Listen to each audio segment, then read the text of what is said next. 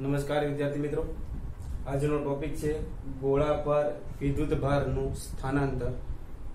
વિદ્યુતભારનું સ્થાનાંતર એટલે શું એ સમજવાનો પ્રયત્ન કરીએ. એના માટે હું એક આકૃતિ દોરું. અહીં તમારે એક ગોળો ધ્યાનમાં લેવાનો છે. ગોળો તમે જોયો હોય. આ ગોળાને અવાહક સ્ટેન્ડ દ્વારા જમીન ઉપર મૂકવાનો છે. આ સ્ટેન્ડ છે પણ કેવું છે? અવાહક. આ ગોળાની અંદર અસંખ્ય મુક્ત ઇલેક્ટ્રોન છે, રખડેલા છે, અસ્તવ્યસ્ત રખડતા હોય. પણ આ બધા જ ઇલેક્ટ્રોન અત્યારે લોકડાઉન ની પરિસ્થિતિમાં આવી ગયા. ગોળાની અંદર રખડતા હોય પણ ગોળાની બહાર જઈ શકતા નથી. તો અત્યારે મને કહી શકો ખરા કે આ ગોળો ધન ભારિત હશે કે ઋણ વિદ્યુત ભારિત? કારણ કે અહીંયા ઇલેક્ટ્રોન છે એટલે આ ગોળો ઋણ વિદ્યુત ભારિત થયો. તો હાલમાં તમારે કુલ વિદ્યુત ભાર ગણવું હોય તો એક ઇલેક્ટ્રોન હોત તો તમને કેટલો વિદ્યુત ભાર મળત? માઇનસ E જેટલો. પણ આની અંદર ટોટલ n ઇલેક્ટ્રોન છે એટલે કેટલો થાય? માઇનસ n E જેટલો. તો ટોટલ ગોળા પર કેટલો ઋણ વિદ્યુત ભાર છે? તો કે Q જેટલો. બીજું અહીંયા અવાહક સ્ટેન્ડ મૂકવાનું કારણ તમને ખબર પડી? જો અહીં તમે અવાહક સ્ટેન્ડ ન મૂક્યો હોત તો શું થાય? આ બધા જ ઇલેક્ટ્રોન છે એ આપણે સુવાહક સ્ટેન્ડ લીધું હોત તો શું થાય? અહીંયા સુવાહક સ્ટેન્ડ રાખ્યું હોત તો શું થાય? તો બધા જ ઇલેક્ટ્રોન આ સ્ટેન્ડ મારફતે જમીનમાં ઘૂસી જાય. પણ જો તમે અવાહક સ્ટેન્ડ રાખો તો આ ઇલેક્ટ્રોન છે જમીનમાં જઈએ કે નહીં, ગોળામાં રહેશે. તો આ વાત કરી છે આ ગોળા એ ની. હવે તમારે એની બાજુમાં એક બીજો ગોળો મૂકવાનો છે. આને બી કહી દો. હાલમાં આના પર ટોટલ કેટલો વિદ્યુત ભાર છે? Q જેટલો. હવે આ બીજો ગોળાને પણ અવાહક સ્ટેન્ડ દ્વારા ગોઠવી દો. અહીંયા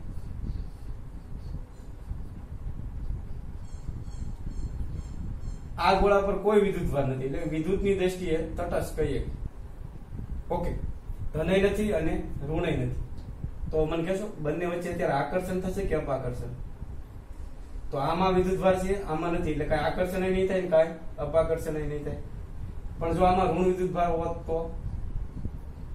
તો બંને વચ્ચે અપાકર્ષણ થશે. અને જો અહીંયા ધન હોત તો બંને વચ્ચે આકર્ષણ થાય. અને પહેલા મેં વાત કરી કે વિદ્યુત ભાર એક એવો ગુણધર્મ છે કે જેને લીધે બે કણો વચ્ચે કા આકર્ષણ થાય કા બંને વચ્ચે અપાકર્ષણ થાય. પણ પરિસ્થિતિ એવી છે કે આ ગોળા પર કોઈ વિદ્યુત ભાર નથી. હવે શું કરવાનું છે તમારે? આ બંને ગોળાને સુવાહક તાર વડે જોડી દો. એટલે મેં કીધું એમ આમાં રહેલા ઇલેક્ટ્રોન બિચારા વાટ જોઈને જ બેઠા હતા ક્યારે એને રસ્તો મળે.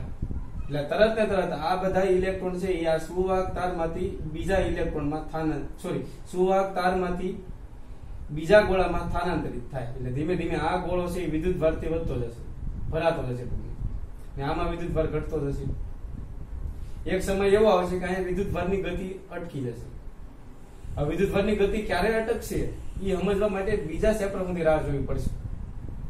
પણ અત્યારે તમે એવું તો વિચારી શકો કે આમાં વિદ્યુત ભાર ઘટી ગયો હશે અને આમાં છે વધી ગયો હશે.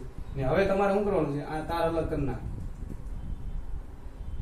એટલે તમને ખબર પડી છે આ ગોળો ઋણ ભારિત થયો, આ ઋણ ભારિત થયો. પણ આમાં રહેલા ઇલેક્ટ્રોન આવ્યા ક્યાંથી? તો કે આ ગોળામાંથી. તો એક ગોળામાંથી બીજા ગોળામાં વિદ્યુત ભારનું શું થયું કહેવાય? સ્થાનાંતર થયું કહેવાય. અહીંયા સુધીનું ક્લિયર થયું. હવે આ બંને ગોળા વચ્ચે શું થાય? તો અહીંયા ઋણ છે, અહીંયા ઋણ છે, બંને વચ્ચે શું થવાનું છે? અપાકર્ષણ.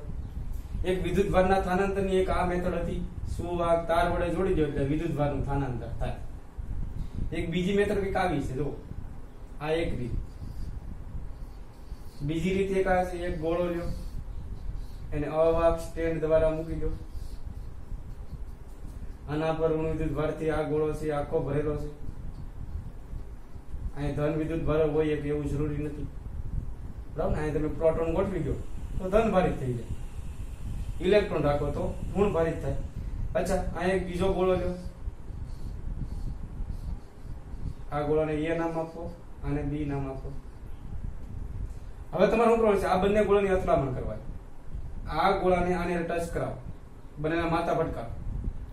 જેવા જ બંને ગોળાને એકબીજાને ટચ કરાવશો એટલે આમાં રહેલા ઇલેક્ટ્રોન આમાં ટ્રાન્સફર થઈ જાય. એટલે અથડામણ બાદ તમે જોશો ને તો આમાં થોડાક ઇલેક્ટ્રોન આવી ગયા છે. એટલે આ ગોળામાંથી આ ગોળામાં વિદ્યુત ભાર સ્થાનાંતરિત થયો કહેવાય. એટલે વિદ્યુત ભારના સ્થાનાંતરની બે રીત છે.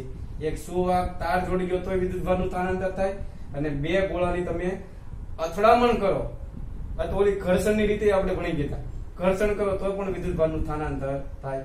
તો આ હતી અથડામણની રીત,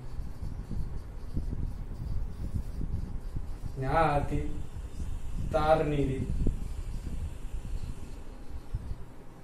બરાબર ને? તાર વડે જોડીને અલગ કરી દો તો એ વિદ્યુતભારનું સ્થાનાંતર થશે, અને અથડામણ કરીને અલગ કરો તો એ વિદ્યુતભારનું સ્થાનાંતર થશે. હવે વિચારવાનું એ છે કે પહેલા આ ગોળા પર કઈક વિદ્યુતભાર હતો, આમાં નહોતો. હવે તાર જોડીને અલગ કરો પછી આમાં વિદ્યુતભાર Q1 થયો અને આમાં કેટલો થયો? Q2 થયો. તો અલગ કર્યા બાદ બંને ગોળામાં અંતમાં કેટલો વિદ્યુતભાર આવે એ આપણે જાણવું છે. એ જાણવા માટેના કેટલાક સૂત્ર છે.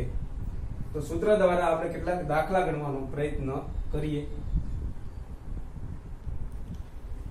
તો હવે સમાન ત્રિજ્યા વાળા ગોળા પર વિદ્યુતભારનું સ્થાનાંતર સમજીએ, ને પછી અલગ અલગ ત્રિજ્યા વાળા ગોળા માટે સમજીએ. તો સમાન ત્રિજ્યા વાળા હોય એટલે આની ત્રિજ્યા હું તો r છે, ને આની ત્રિજ્યા r છે.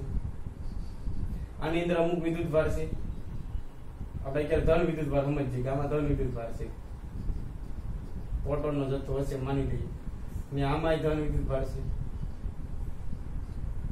તો અથડામણ પહેલા આના પર ટોટલ Q1 વિદ્યુતભાર થયો, ને આમાં ટોટલ Q2 થયો. તો આખા તંત્રનો કુલ વિદ્યુતભાર ગણવો હોય તો કુલ વિદ્યુતભાર એટલે Q થાય. એ કેટલો હશે? બેયના સરવાળા જેટલો. બરાબર ને? હવે તમે અથડામણ કયો તોય ભલે, સુવાહક તાર વડે જોડવાનું કયો તોય ભલે, બે કોમન જ મેથડ છે. એટલે હું અહીં અથડામણની વાત કરી. તો અથડામણ પહેલા આમાં Q1 વિદ્યુતભાર હતો, અને અથડામણ પહેલા આમાં Q2 હતો. હવે બેની અથડામણ કરી, બેને અલગ કરી નાખો. તો અલગ કરો પછી આ બંનેમાં વિદ્યુતભાર એટલો એટલો આવે. પહેલામાં કેટલો આવતો? તો Q1 ડેશ. આ બેનો સરવાળો કરવાનો, એના ભાગ્યા 2. આ સૂત્ર યાદ રાખવાનું છે. અને સમાન ત્રિજ્યા વાળા હોય તો આના પર જેટલો આવે ને એટલો જ આમાં આવે. એટલે બીજા ગોળા પર કેટલો હશે? તો કે Q1 + Q2/2. સમાન ત્રિજ્યા વાળા ગોળા હોય, પહેલામાં Q1 હોય, બીજામાં Q2 હોય, તો અથડામણ બાદ બંનેમાં કેટલો વિદ્યુતભાર હોય? તો આ બેનો સરવાળો ભાગ્યા 2. સરવાળો ભાગ્યા 2. એક એક્ઝામ્પલ દ્વારા ક્લિયર કરીએ કે સપોઝ અહીંયા 10 કુલમ છે ને અહીંયા 8 કુલમ છે, એટલે ટોટલ કેટલો થયો? 18 કુલમ થયો એમ કહીએ કે ખરા. પણ એમાં અત્યારે નથી જતા. હવે આ બેની અથડામણ કરવાની છે. અથડામણ બાદ બંનેમાં કેટલો વિદ્યુતભાર આવશે? તો તમને ખબર છે શું કરવાનું? બેનો સરવાળો કરી નાખવાનો. Q1 કેટલા છે? તો કે 10. Q2 કેટલા છે? તો કે 8. તો 10 ને 8 18 ભાગ્યા 2 એટલે કેટલા થવાના? 9. તો આમાં 9 કુલમ રહેશે. પહેલા આમાં કેટલો હતો? 10. હવે જો 9 કુલમ. ઘટ્યો કેટલો? 1 કુલમ. તો 1 કુલમ આમાં ટ્રાન્સફર થઈ ગયો હોય. ચેક કરીએ થાય છે કે નહીં. તો અથડામણ બાદ આમાં કેટલો આવે? Q2 dash. સૂત્ર શું છે? Q1 + Q2/2. Q1 કેટલા છે? 10 + 8 ભાગ્યા 2 એટલે કેટલા થશે? 18 ભાગ્યા 2 એટલે 9 કુલમ થઈ જશે. અહીંયા જોવો તો હિસાબ કરો તો બરાબર થાય છે. પહેલા કેટલો હતો ટોટલ તંત્રનો વિદ્યુતભાર? 18 કુલમ. અહીંયા 9 + 9 એટલે કેટલો થયો? 18 કુલમ. તો હવે જોવો તો અહીં એક પ્રક્રિયા કરી આપણે અથડામણની. અથડામણ પહેલા 18 કુલમ હતો ને અથડામણ બાદે કુલ વિદ્યુતભાર 18 કુલમ છે. એટલે અહીં વિદ્યુતભાર વધતોય નથી અને ઘટતોય નથી, જેને વિદ્યુતભારનું સંરક્ષણ કહેવાય. શું કહેવાય? વિદ્યુતભારનું સંરક્ષણ. બીજું તમારે એ વિચારવાનું છે કે પહેલા ગોળામાંથી બીજા ગોળામાં કેટલો વિદ્યુતભાર ગયો? તો પહેલા ગોળામાં પહેલા કેટલો વિદ્યુતભાર હતો? 10 કુલમ. અથડામણ બાદ આમાં રહ્યો કેટલો? 9 કુલમ. તો ઘટ્યો કેટલો? 1 કુલમ. તો 1 કુલમ આમાં આવ્યો છે, ચેક કરો તો. પહેલા આમાં 8 હતો ને થયો કેટલો? 9 કુલમ. તો આમાં 1 નો વધારો થયો, ક્યાંથી થયો છે? તો કે આમાંથી. હવે આમ હોય તો 20 કુલમ હોય. હવે તમને આવડી જવું જોઈએ. ને અહીંયા છે 10 કુલમ. ટોટલ કેટલો છે? 30 કુલમ. હવે અથડામણ બાદ બંનેમાં કેટલો વિદ્યુતભાર આવશે? તો કે બેનો સરવાળો ભાગ્યા 2. પણ ત્રિજ્યા સમાન હોવી જરૂરી. તો બેનો સરવાળો કરો એટલે કેટલા થાય? 30 ભાગ્યા 2 એટલે આમાં 15 કુલમ આવશે. આમાં જેટલો આવે એટલો જ આમાં આવે, એટલે આમાં 15 કુલમ આવશે. ચેક કરો તો પહેલા આમાં 20 કુલમ હતો, હવે ઘટીને કેટલો થઈ ગયો? 15 કુલમ. તો ઘટ્યો કેટલો? 5 કુલમ. તો 5 કુલમ આમાં ટ્રાન્સફર થયો હશે, ચેક કરી દો. આમાં 15 કુલમ થયો. એનો મતલબ કે 10 કુલમ પહેલા હતો અને 15 થયો તો આવ્યો કેટલો હોય આમાં? +5 કુલમ. ને આમાં શું થયું છે 5 નો ઘટાડો થયો છે તો આ 5 ઘટે ઈ આમાં 5 નો આમાં શું થાય છે વધારો થાય છે તો આવડી આ છે રીત હતી વિદ્યુત ભારના સ્થાનાંતરની બીજે એક એક્ઝામ્પલ લઈએ અહીંયા 30 કુલમ્બ હોય ને અહીંયા -10 કુલમ્બ હોય તો ટોટલ કેટલો વિદ્યુત ભાર થાય તો આનું -10 ને આનું +10 એકબીજાને અસર નાબૂદ કરે એટલે ટોટલ થાય કેટલો તો સીધો હિસાબ છે 30 - 10 એટલે 20 કુલમ્બ તો હવે અથડામણ બાદ શું હાલત હશે તો તમને ખબર છે બેનો સરવાળો કરી નાખવાનો તો 30 - 10 એટલે થાય 20 ને એના ભાગ્યા 2 એટલે 10 કુલમ્બ આમાં કેટલું આવશે 10 કુલમ્બ તો આમાં ઘટાડો કેટલાનો થયો 30 હતો 10 ઘટ્યો 30 હતો અને 10 છે એટલે ઘટ્યો કેટલો 20 20 આમાં ઉમેરી જવાનું તો -10 તો ઓલરેડી હતા તેમાં 20 ઉમેરો એટલે કેટલા થવાના +10 તો આ હતી સમાન ત્રિજ્યા વાળા ગોળામાં વિદ્યુત ભારનું સ્થાનાંતર સૂત્ર તમારે આ જ યાદ રાખવાનું છે Q1 + Q2/2 આમાં કેટલું આવશે Q1 + Q2/2 બીજી એક એક્ઝામ્પલ લો કે આમાં Q છે ને આમાં કોઈ વિદ્યુત ભાર જ નથી તો હવે અથડામણ બાદ બંનેમાં કેટલો વિદ્યુત ભાર આવે તો Q1 બરાબર કેટલા મૂકશો Q Q2 0/2 એટલે અહીંયા શું થઈ જવાનું Q/2 થઈ જશે અહીંયા શું આવશે Q/2 એટલે આ બંનેમાં અડધો અડધો વિદ્યુત ભાર વેચાય ખબર પડે છે કે નહીં હવે તમને એમ કે અહીંયા Q છે ને અહીંયા Q/2 છે તો અથડામણ બાદ વિદ્યુત ભાર કેટલો થઈ જશે તો શું આવશે Q1 એટલે Q છે Q2 એટલે Q/2 છે /2 બે આની હારે ગુણા એટલે આ થાય 3Q/2 2 છેદમાં જાય એટલે છેલ્લે જવાબ શું આવશે 3Q/4 આમાં શું આવશે 3Q/4 જો બંને ગોળાની ત્રિજ્યા સમાન હોય તો બંનેમાં સરખો વિદ્યુત ભાર વહેંચાય ક્લિયર થયું અને આધારે આપણે થોડાક આમાં આગળ વધીએ કે અથડામણ પહેલા એક ગોળા પર સપોઝ 10 કુલમ વિદ્યુત ભાર છે અને બીજા ઉપર 8 કુલમ વિદ્યુત ભાર છે તો અત્યારે બંને વચ્ચે આકર્ષણ થાય કે અપાકર્ષણ કારણ કે અત્યારે બંનેમાં ધન વિદ્યુત ભારો છે એટલે બંને વચ્ચે શું થશે અપાકર્ષણ થાય હવે અથડામણ બાદ બંનેમાં શું થાય તો તમને ખબર છે બે નો સરવાળો ભાગ્યા 2 વેચાઈ જાય તો બે નો સરવાળો કેટલો થવાનો 18 ભાગ્યા 2 એટલે અહીંયા 9 કુલમ આવી જાય ને અહીંયા 9 કુલમ આવી જાય તો અથડામણ બાદ બંનેમાં 9 કુલમ આવશે બંને વચ્ચે શું થાય અપાકર્ષણ અચ્છા હું એમ કહું અહીંયા -8 કુલમ છે 10 કુલમ છે અહીંયા -8 કુલમ છે તો અત્યારે અહીંયા ઋણ વિદ્યુત ભાર છે ને આમાં ઋણ વિદ્યુત ભાર છે તો બંને વચ્ચે આકર્ષણ થાય કે અપાકર્ષણ તો બંને વચ્ચે અપાકર્ષણ થશે અથડામણ બાદ બંનેમાં કેટલો વિદ્યુત ભાર આવે તો કે બેનો સરવાળો ભાગ્યા 2 એટલે આ બેનો સરવાળો કરો એટલે -18 ભાગ્યા 2 એટલે -9 કુલમ -9 કુલમ તો અથડામણ બાદ શું થશે અપાકર્ષણ અચ્છા અહીંયા હું એમ કહું -10 કુલમ છે એટલે આ ઋણ ભારી થશે અહીંયા 8 કુલમ છે એટલે આ ધન ભારી થશે તો અત્યારે બંને વચ્ચે શું થાય આકર્ષણ તો અથડામણ બાદ બંનેમાં કેટલો વિદ્યુત ભાર આવશે તો તમને ખબર છે બે નો સરવાળો ભાગ્યા 2 એટલે શું આવશે -10 + 8 ભાગ્યા 2 એટલે આ થયું -2 ના છેદમાં 2 એટલે -1 કુલમ આવશે આમાં જેટલો આવે એટલો જ આમાં આવશે તો અથડામણ બાદ બંનેમાં શું થશે અપાકર્ષણ અથડામણ પહેલા હું થતું હતું આકર્ષણ અથડામણ બાદ અપાકર્ષણ અહીંયા હું એમ કહું 10 કુલમ છે 10 કુલમ ને અહીંયા -8 કુલમ લઈ લો તો બંને વચ્ચે અત્યારે શું થાય આકર્ષણ અથડામણ બાદ શું થશે તો કે બે નો સરવાળો ભાગ્યા 2 એટલે 10 - 8 ભાગ્યા 2 એટલે કેટલો જવાબ આવશે 1 કુલમ અહીંયા કેટલો આવશે 1 કુલમ તો અથડામણ બાદ શું થાય અપાકર્ષણ તો એટલા એક્ઝામ્પલોને અંતે તમને ખબર પડી કે અથડામણ પહેલા આ બંનેમાં જો સજાતીય વિદ્યુત ભારો હોય તો બંને વચ્ચે અપાકર્ષણ થાય પણ અથડામણ બાદ તમે ચેક કરજો બંનેમાં સરખા વિદ્યુત ભાર આવી જાય એટલે અથડામણ બાદ અપાકર્ષણ થાય અથડામણ પહેલા અહીંયા આકર્ષણ થતું હતું અહીંયા અથડામણ બાદ શું થાય છે અપાકર્ષણ થાય એટલે કે અથડામણ પહેલા કા અપાકર્ષણ થતું હોય કા આકર્ષણ થતું હોય પણ અથડામણ બાદ તમે હંમેશા ચેક કરી જો અપાકર્ષણ જ થાય ખબર પડે છે બે ગોળાની અથડામણ પહેલા આકર્ષણ થતું હોય અને અપાકર્ષણ થતું હોય એનો આધાર એના ઉપર કેવા વિદ્યુત ભાર છે એના ઉપર હોય પણ અથડામણ બાદ બી માં હરખા વિદ્યુત ભાર આવી જાય એટલે બંને વચ્ચે શું થાય ચેક કરી જો અપાકર્ષણ જ થાય તો એક વાક્ય આપણે બહુ જ અગત્યનું લખશું કે બે ગોળા વચ્ચે અથડામણ પહેલા આકર્ષણ થતું હોય કે અપાકર્ષણ થતું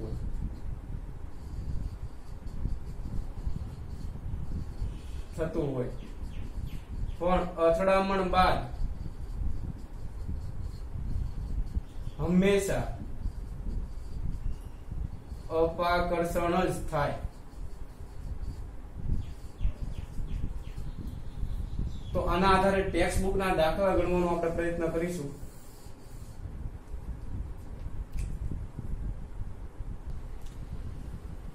તો સ્વાધ્યાયનો 12મો દાખલો અને એની રકમ કંઈક આ રીતે આપેલી છે. કોપરના અલગ કરેલા બે ગોળા A અને B ના કેન્દ્ર વચ્ચેનું અંતર 50 સેન્ટીમીટર છે અને દરેક પરનો વિદ્યુતભાર 6.5 ગુણ્યા 10 ની માથે -7 ઘાત કુલમ હોય તો બંને ગોળા વચ્ચે લાગતું અપાકર્ષી બળ કેટલું હોય ગણવાનું છે.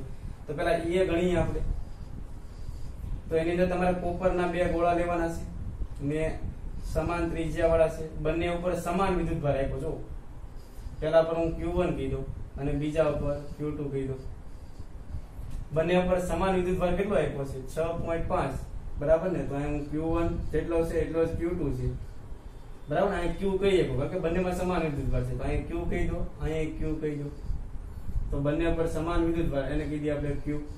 કેટલો આપ્યો છે? તો કે 6.5 ગુણ્યા 10 ની માથે -7 ઘાત કુલમ. બંનેના કેન્દ્ર વચ્ચેનું અંતર સ્મોલ r કહી દઈએ આપણે. એ રકમ આપ્યું છે 50 સેન્ટીમીટર.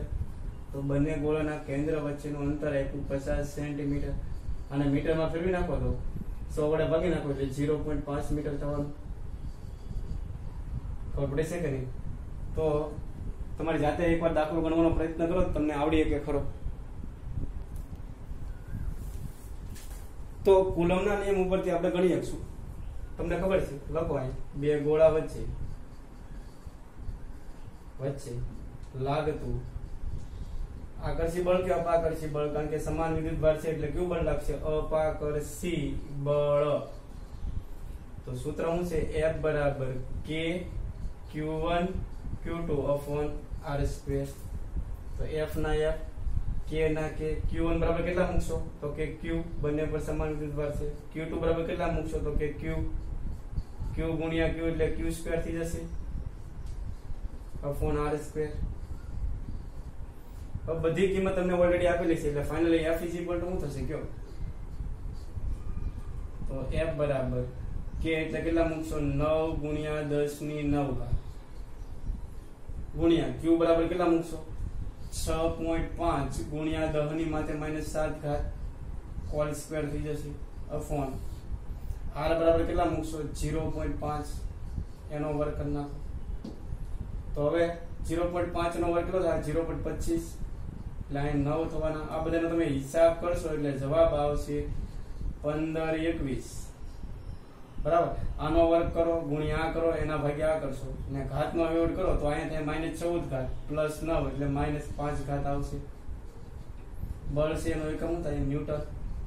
3 ડિજિટ ખસેડ નાખો તો પોઈન્ટ છેલ્લે છે તો 1 2 અને 3 ડિજિટ ખસેડો તો 3 આમાં ઉમેરે જાય એટલે શું આવે? 1.52 ગુણ્યા 10 ની માથે -3 આમાં ઉમેરી ગયો એટલે -2 ઘાત ન્યૂટન. આ બળ હશે કેવું હશે?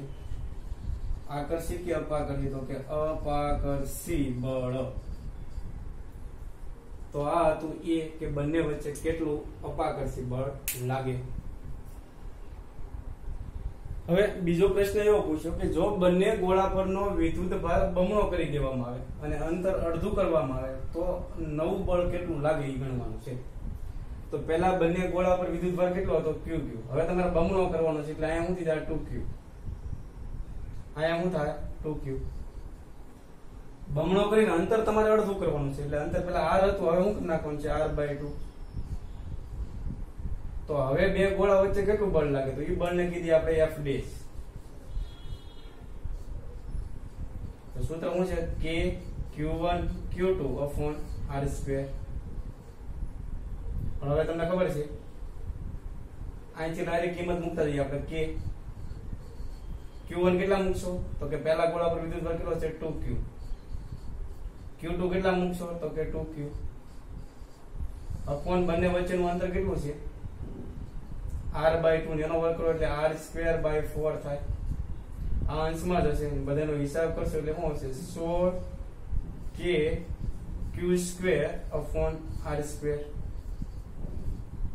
આ f ડેશ મેળવ પણ a ની અંદર આપણે જોઈ ગયા કે kq² અપોન r² ભાળો એટલે તમે f લખી શકો કે નહીં તો finally f dash is equal to શું થાય તમે a ની અંદર જોજો kq² અપોન r² ભરો ના તમે f લખી શકો એટલે 16 ના 16 અહીંયા શું આવશે f એટલે આ તમારું 16f એટલે બળ 16 ગણું થઈ જાય 16 ના 16 f કેટલા ગણેલા છે તમે તો યાદ છે 1.5 ગુણ્યા 10 ની માથે -2 ઘાત હતી ને આ બધાનો હિસાબ કરશો એટલે 24.32 ગુણ્યા 10 ની માથે -2 ઘાત આવશે અને આને બે ડિજિટ આમ ખસેડી નાખો એટલે 0.24 થશે.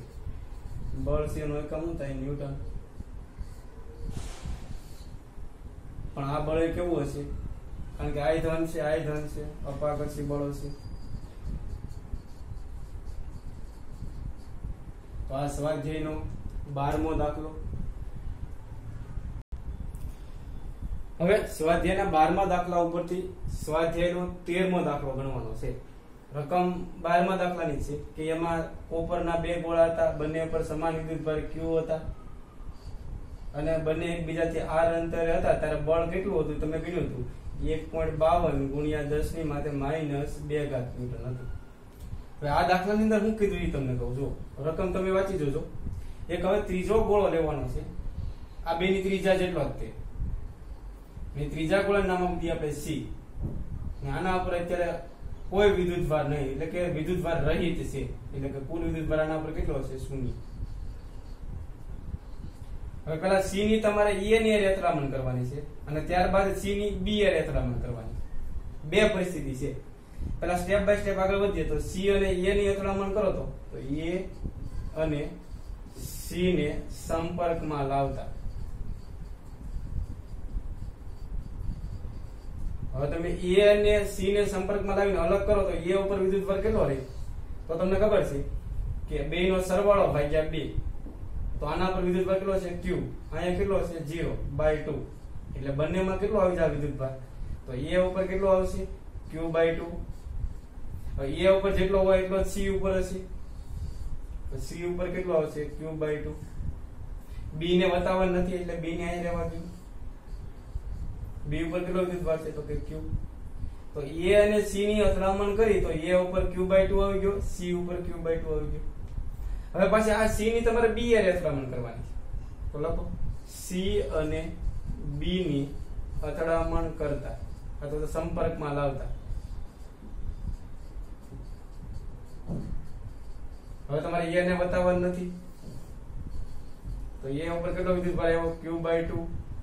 હવે C અને B ને સંપર્કમાં લાવો તમને ખબર છે B નો સરવાળો ભાગ્યા 2 વિદ્યુતભાર ટ્રાન્સફર થાય તો C ઉપર કેટલો છે Q/2 B ઉપર કેટલો છે Q ને એના ભાગ્યા 2 તો આનો હિસાબ કરો એટલે આ થાય 2Q પ્લસ Q એટલે 3Q/2 થશે અંશમાં છેદમાં 2 એટલે જવાબ શું આવે 3Q/4. એટલે બંને ગોળા ઉપર કેટલો વિદ્યુતભાર આવી જાય C ઉપર 3Q/4 આવશે અને B ઉપર કેટલો આવશે 3Q/4. હવે તમને એવું કીધું છે ફરીવાર હું રિપીટ કરું પહેલા C ની તમારે કોને અથડામણ કરવાની A અરે ત્રીજા ગોળાની પહેલા ગોળાને અથડામણ કરવાની પછી ત્રીજા ગોળાની બીજા ગોળાને અથડામણ કરવાની છે અને ત્યારબાદ A અને B ને પાછા r અંતરે મૂકી દો તો અંતમાં પરિસ્થિતિ એવી બની કે પહેલા A ઉપર Q વિદ્યુતભાર હતો B ઉપર Q વિદ્યુતભાર હતો હવે અંતમાં તમે જો તો A ઉપર Q/2 વિદ્યુતભાર છે અને B ઉપર 3Q/4 છે. હવે પાછા આ બંનેને હતા એટલા ને એટલા અંતરે મૂકો તો લખો A અને B ને r અંતરે મૂકતા તો બંનેને r અંતરે મૂકો તો બંને વચ્ચે કેટલું બળ લાગે એ ગણવાનું છે તો A અને B વચ્ચે લાગતું બળ એને આપણે F ડેશ કીધી તો સૂત્ર શું છે કે K Q1 એટલે A ઉપરનો વિદ્યુતભાર કેટલો છે Q/2 અને Q2 એટલે B પરનો વિદ્યુતભાર. B પર કેટલો છે 3Q/4. ફોન શું આવશે કયો R². તો આનો હિસાબ કરો તો K બરાબર ને અહીંયા 3 અંશમાં છે 2 × 4 એટલે 8 થશે 8 છેદમાં થશે અને અહીંયા આવશે KQ²/R². તો અહીંયા 3/8 KQ²/R² એટલે ત્યાં ને આગળ વધીએ આપણે તો f' ના f' 3 ના 3 8 ના 8 3/8 ને f કેટલા છે તો કે 1.52 ઓલરેડી આપણે પહેલેથી ગણેલું જ છે ગુણ્યા 10 ની માથે -2 ઘાત. ને આનો હિસાબ કરો તો મારી ભૂલ ન થાય તો 24.32 ગુણ્યા 10 ની માથે -2 ઘાત ન્યૂટન આવે. ખબર પડે છે કે નહીં? હવે હોમવર્કમાં તમારે એક વધારાનું કામ કરવાનું છે કે આ C અને B વચ્ચે કેટલું બળ લાગે અંતમાં.